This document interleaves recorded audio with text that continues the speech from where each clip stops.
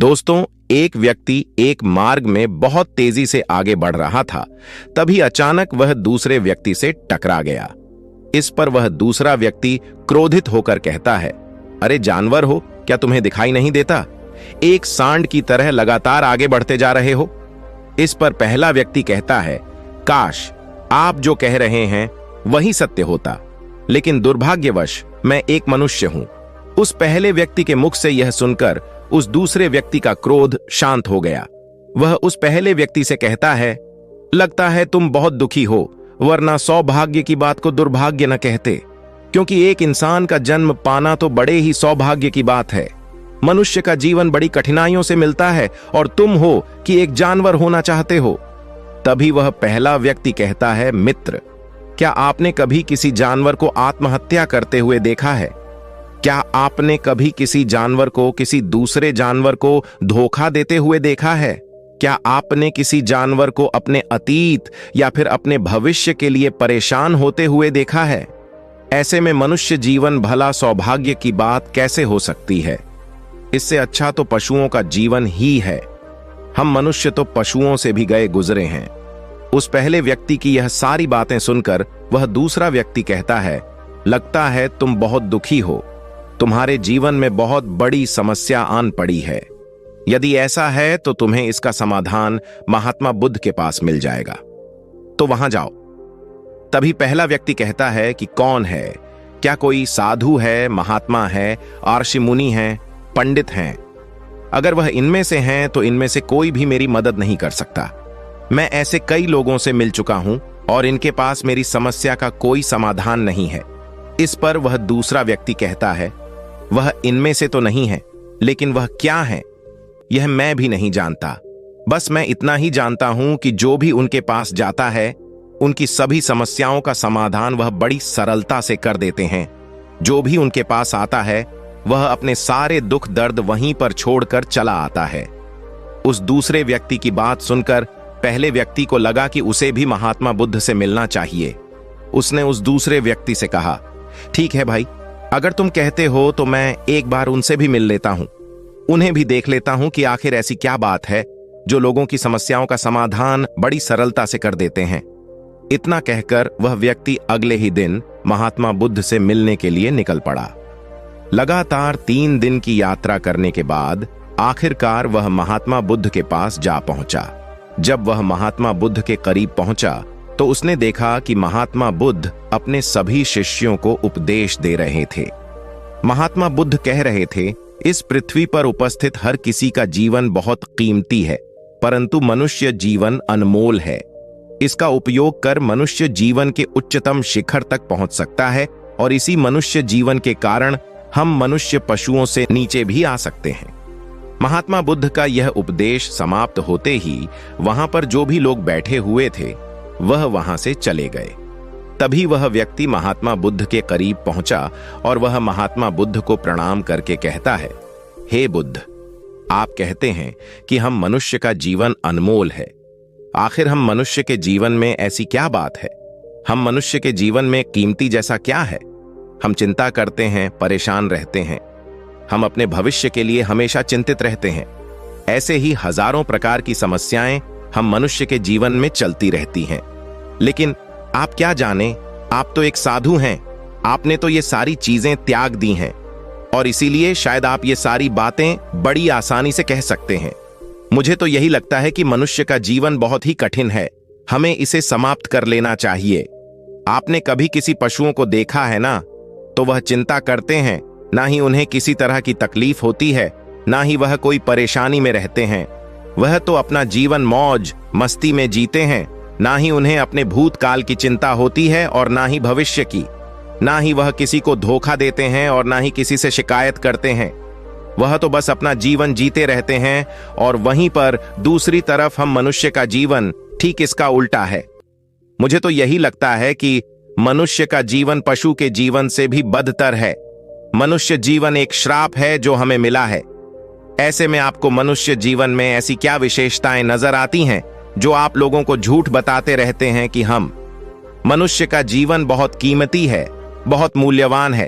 इस दौरान महात्मा बुद्ध उस व्यक्ति की सारी बातें ध्यानपूर्वक सुन रहे थे और वह उसकी मनोदशा को समझ रहे थे। आखिर में महात्मा बुद्ध मुस्कुराते हुए उस व्यक्ति से कहते हैं, भंते, तुम अपने जीवन के संघर्षों से भाग रहे हो। यदि तुम संघर्ष करोगे ही नहीं तो जीवन सफल कैसे बनेगा? और जब हम संघर्षों से भागते हैं तो हमारा जीवन दूसरों के अधीन हो जाता है और फिर हमें दूसरों के अनुसार ही चलना पड़ता है।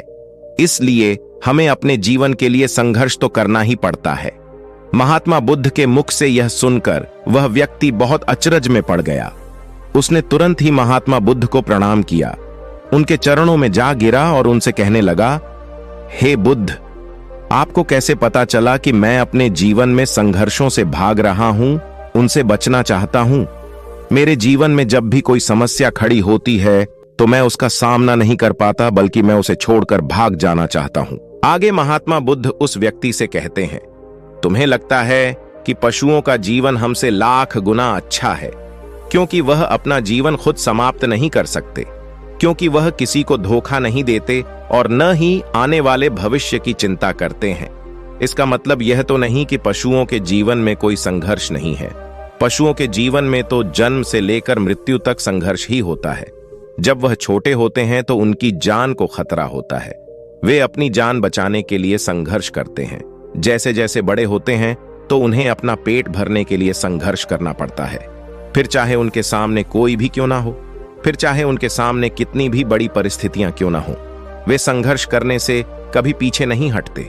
लेकिन हम मनुष्य छोटे छोटे संघर्षों से डर जाते हैं। अगर हम उन पशुओं की तरह अपने जीवन में संघर्ष करने लगें तो मनुष्य का जीवन अपने आप ही सफल हो जाएगा। इतना संघर्ष अगर एक मनुष्य अपने जीवन में कर ले तो वह जो चाहता है वह कर सकता है, उसे पा सकता है। और जबकि इतना संघर्ष करने के बाद भी वह पशु अपने जीवन में कुछ भी नहीं कर पाता।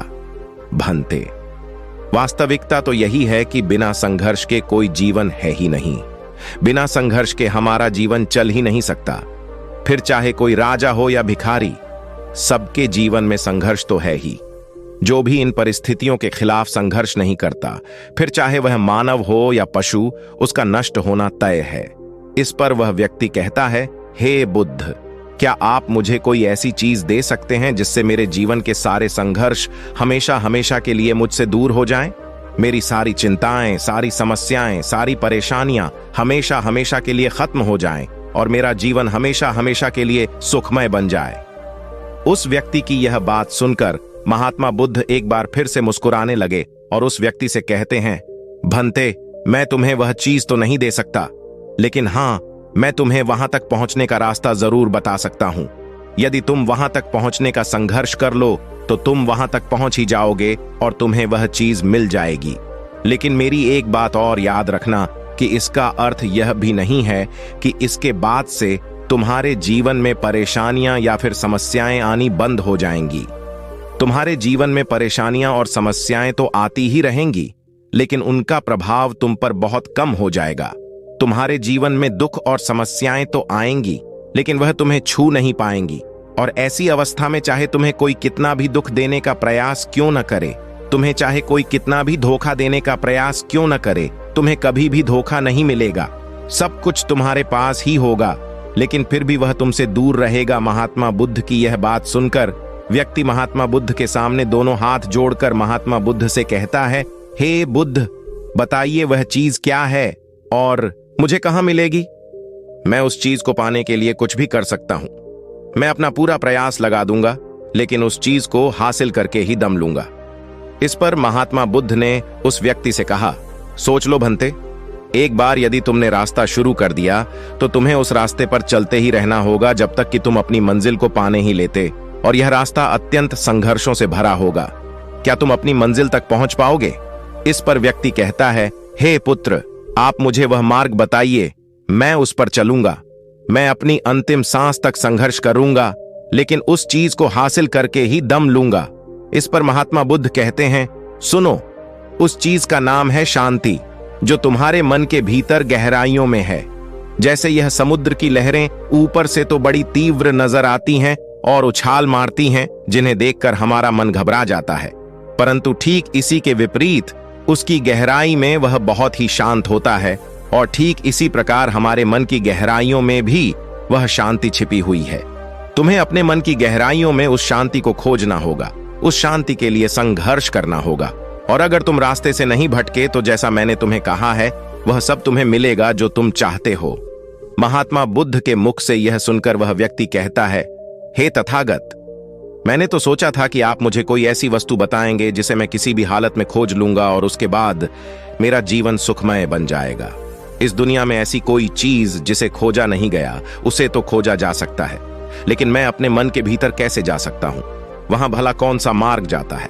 वहां भला ऐसी कौन सी सवारी जाती है जिस मार्ग पर मैं चलकर या फिर उस सवारी के द्वारा वहां तक पहुंच सकता हूं? इस पर महात्मा बुद्ध मुस्कुराने लगे और उस व्यक्ति से कहते हैं, भंते, वहां पर कोई सवारी नहीं जाती और न ही वहां पर मनुष्य पैदल जा सकता है। फिर भी वह एक मार्ग है और उस मार्ग पर चलना ही पड़ता है। इस पर वह व्यक्ति कहता है, हे बुद्ध, तो आप मुझे बताइए, मैं उस मार्ग पर चलकर कैसे अपने मन के भीतर की उस शांति को खोज सकता हूं?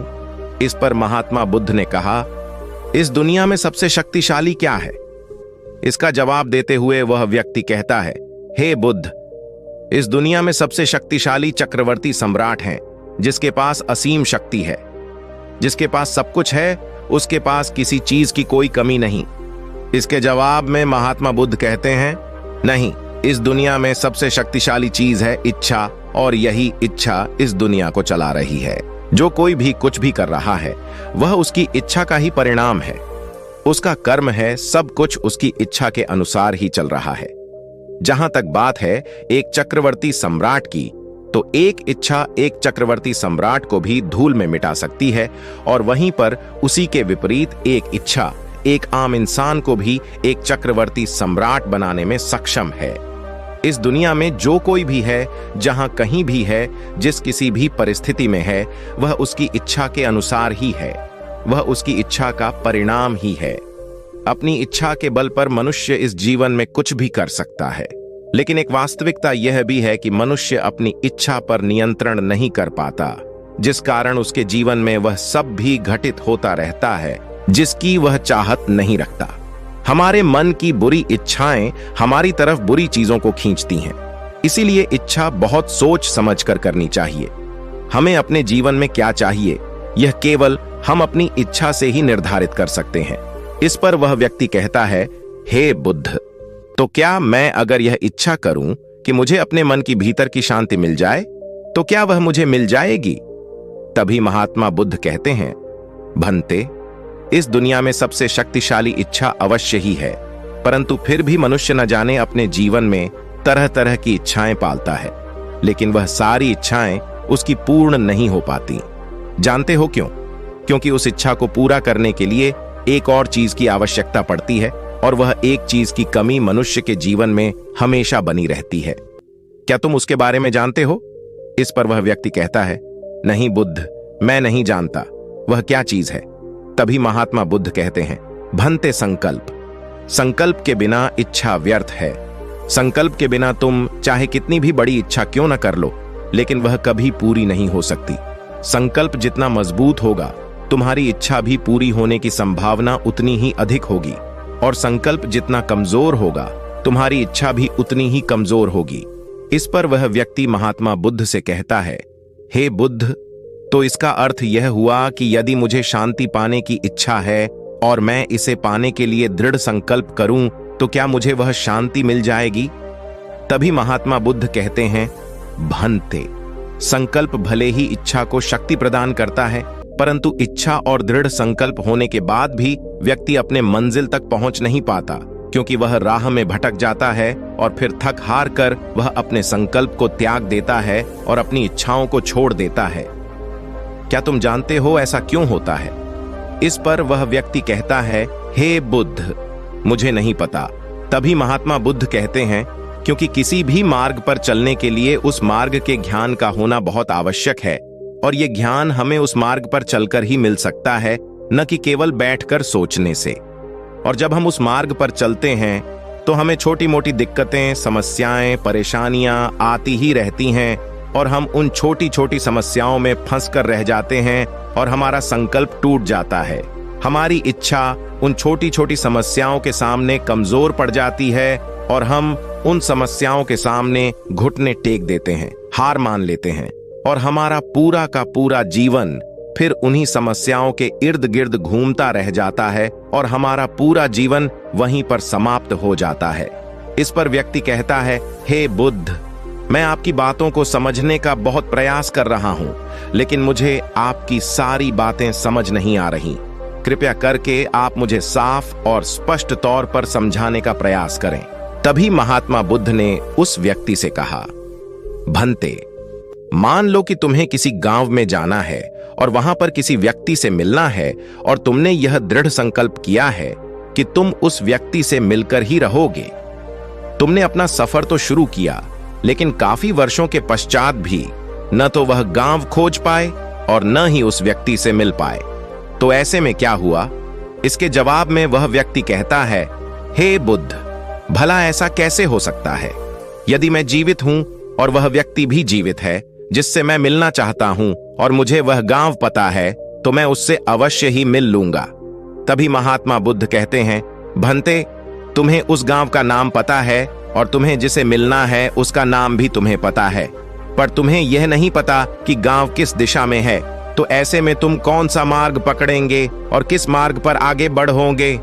यदि मान लो कि तुमने किसी विपरीत मार्ग को पकड़ लिया, तो क्या वह तुम्हें उस गांव तक ले जाएगा? क्या वह तुम्हें उस व्यक्ति तक मिला पाएगा? इस पर वह व्यक्ति कहता है, हे बुद्ध, इस अवस्था में तो यह कार्य बिल्कुल भी असंभव होगा। इस पर महात्मा बुद्ध मुस्कुराते हुए उस युवक से कहते हैं, भंते, मैं कब से यही तुम्हें समझाने का प्रयास कर रहा हूं। हमारी इच्छा संकल्प होने के बाद भी हमें सही मार्ग का ज्ञान होना आवश्यक है। शांति को खोजने का जो मार्ग है वह ध्यान और ध्यान भीतर होता है, बाहर नहीं। जब तुम अपने भीतर की शांति को खोजने के लिए ध्यान के मार्ग पर आगे बढ़ो कि अपनी इच्छा की पूर्ति के लिए तुम उस मार्ग पर आगे की ओर बढ़ते चलोगे, तो हो सकता है कि तुम्हारी राह में छोटी छोटी मुसीबतें, दिक्कत या तकलीफ आए, लेकिन तुम्हें उन समस्याओं का सामना करना ही पड़ेगा। तुम्हें उनसे लड़ना होगा, उनसे संघर्ष करना ही होगा, क्योंकि वह मार्ग तुम्हारे लिए बिल्कुल नया है। और पहली बार जब हम किसी मार्ग पर आगे बढ़ते हैं तो हमें यह नहीं पता होता कि अगला पड़ाव क्या होगा और आगे कौन सी कठिनाइयां आने वाली हैं। हमें तो वहां पर जाने के बाद ही पता चल पाएगा। वहीं पर दूसरी तरफ जो मनुष्य इन छोटी छोटी दिक्कतों में नहीं फंसता, वह अपने संकल्प पर दृढ़ बना रहता है।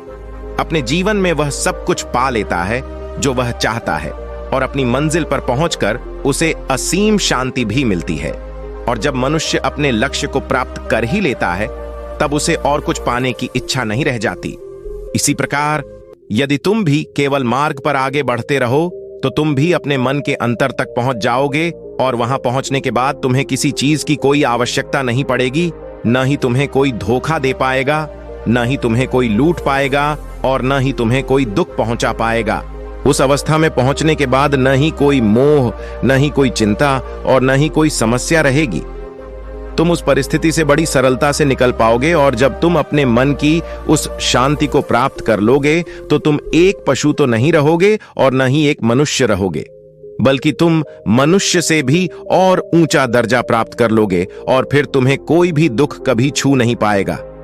फिर तुम्हें किसी चीज की कोई परेशानी नहीं रह जाएगी, न ही तो भविष्य की चिंता होगी और न ही अपने बीते हुए भूतकाल की।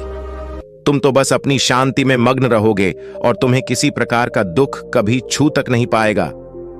महात्मा बुद्ध की यह बात सुनकर वह व्यक्ति महात्मा बुद्ध के चरणों में गिर पड़ा और महात्मा बुद्ध से कहता है, हे बुद्ध, आपकी सारी बातें सत्य हैं, मैं आपकी सारी बातें समझ चुका हूं, लेकिन फिर भी मेरे मन में एक दुविधा है।